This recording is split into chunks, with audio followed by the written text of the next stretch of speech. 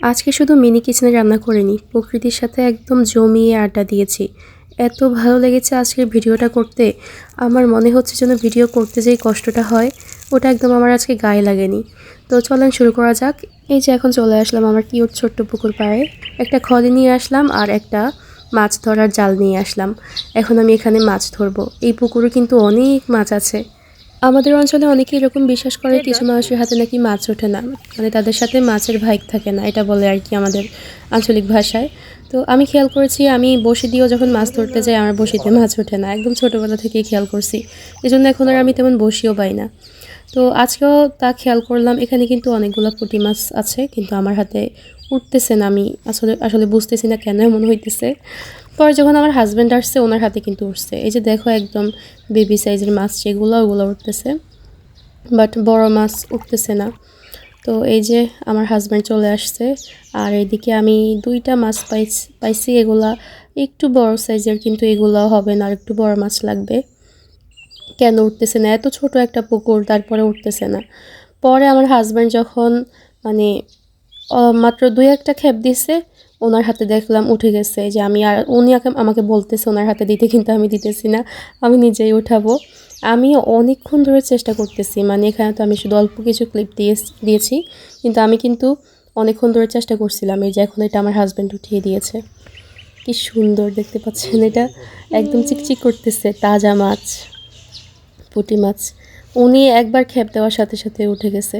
তো এই যে এখন আমি এটা খলিতে নিয়ে নিলাম, এটাকে নিয়ে এখন কাটতে হবে। একটা দিয়ে এখন সন্তুষ্ট থাকতে হবে, আর ধরা লাগবে না, না হলে আমার একদম বিকেল করিয়ে সন্ধ্যা হয়ে যাবে, ভিডিওটাই করতে পারবো না। তো এই যে দেখতে পাচ্ছেন একদম ঘাসের পাশে চলে আসলাম। এখন আমি এখানে বসে মাছটা কেটে নিব। আমার কন্টেন্টগুলো এখন আর আগের মতো রিচ পাচ্ছে না, এই জন্য ফেসবুক আমাকে নোটিফিকেশন দিচ্ছে আমার কন্টেন্টগুলো একই টাইপ হয়ে যাচ্ছে, একটু নতুন ইউনিক কিছু করতে আবার যাতে রিচ পায়। তো এই জন্য আজকে আমি একটু নতুন কিছু করলাম। আজকের ভিডিওতে আমি অনেক দৃশ্যপট নিয়েছি, একবার এক এক জায়গায় ভিডিও করেছি। তো দেখি আজকের ভিডিওটার পারফরমেন্স কেমন হয়। তো আপনারা সবাই একটু সাপোর্ট করবেন, কমেন্ট করবেন, এঙ্গেজমেন্ট একটু বাড়িয়ে দিবেন। আমার রিচ কিন্তু একদমই ডাউন, কেন বুঝতে পারছি না, হয়তো একই টাইপ ভিডিও বারবার দিচ্ছি এজন্য। তো এই তো আজকে ভিডিওটা আমি অনেক দৃশ্য নিয়েছি, এই যে দেখতে পাচ্ছেন এটা আর একটা নতুন দৃশ্য। আজকের ভিডিওটা দেখে আপনারা বুঝতে পারবেন আগের ভিডিওগুলো থেকে এটা একটু ইউনিক, কারণ এটাতে আমি নতুন নতুন দৃশ্যপট নিয়েছি। আর এই জায়গাটাতেও আগেও ভিডিও করেছি, কিন্তু আজকে একটু অন্যভাবে করলাম। আর রান্নাটাও আজকে একটা নতুন জায়গায় করব, সেটার জন্য অপেক্ষা করেন, দেখাবো। আগে মাছটা কেটে নিই, তারপর ধুয়ে নিব। এই যে আমার মাছ কাটা হয়ে গিয়েছে। আর এই যে দেখতেই পাচ্ছেন আমি এখন পুকুর পাড়ে চলে আসলাম, এখন পুকুরে মাছ ধুয়ে নিব। পানিগুলো বসে গিয়েছে, এই পানিগুলো কিন্তু পরিষ্কার। আর আরেকটা কথা হচ্ছে, আপনারা হয়তো দোষ ধরবেন আবার আমি এই পানিতে কেন মাছ ধুয়েছি, এই পানিতে তো মাছ ছিল।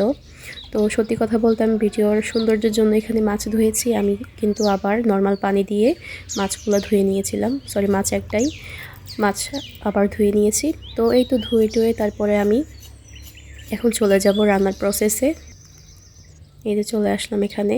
তো এখন আমি রান্না বসিয়ে দিব। রান্না বসাবো বলতে মাছটা শুধু ভাজি করব আর কি। তো চুলায় আগুন জ্বেলে দিলাম, তারপর আমি কড়াই বসিয়ে দিলাম। এখন মাছটাকে ম্যারিনেশন করে নিতে হবে। সরি, আগে তেল দিয়ে দিলাম এখানে। এপাশে তেল গরম হোক আর আমি এপাশে মাছটাকে ম্যারিনেশন করে নিচ্ছি। তো এখানে দিয়ে দিলাম হলুদের গুঁড়া আর দিয়ে দিব লবণ। হলুদ মনে হয় একটু বেশি দিয়ে দিলাম, আমার হলুদের গ্রানটা মানে তেমন সহ্য হয় না, একটু কম পছন্দ আমার হলুদের গ্রান, একটু বেশি হয়ে গিয়েছে। যাক, আমি তো আর খাবো না, এটা আমার বাচ্চাকে দিব, খাবে। তো এখন এটাকে ভালো করে মাখিয়ে নিচ্ছি, মাখিয়ে তারপরে এখানে ছেড়ে দিব আর কি।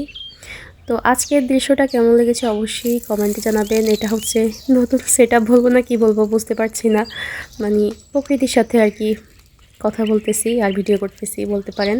আর আপনারা আমার হাত নিয়ে অনেকেই কমেন্ট করতেছেন আমার হাতগুলো এত বড় বড় কেন, হাত সুন্দর না। বেশিরভাগ ইউটিউবে এরকম কমেন্ট আসতেছে, ওই কমেন্টগুলো ভাই আমি হাইড করে রাখি, এত লজ্জা লাগে এগুলো পড়লে। এমন কেন আপনারা ভাই, হাত বড় মানে এটা কিচেন হিসাবে হাত বড় বোঝা যাইতেছে, কারণ আমি বড় মানুষ, আমার হাত বড়ই থাকবে। বাচ্চারা তো আর রান্না করতে পারবে না, আর আমি তো আর লিলিপুট হতে পারবো না যে লিলিপুট সাইজের হয়ে আমি মিনি কিচেনে রান্না করব। তো এদিকে আমার মাছ ভাজা হইতেছে। ভাই আমি কথা বলতে বলতে ক্লান্ত, আমি কথা বেশি বলতে পারি না, আমার শ্বাসকষ্ট শুরু হয়, তো একটু রেস্ট নিতেছি।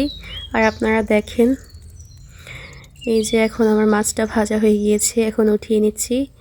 আর আজকের ভিডিও এই পর্যন্তই, কথা হবে অন্য ভিডিওতে। সেই পর্যন্ত ভালো থাকবেন, সুস্থ থাকবেন। আর প্লিজ একটু সাপোর্ট করেন, আমার আইডিটা ওঠাতে একটু হেল্প করেন।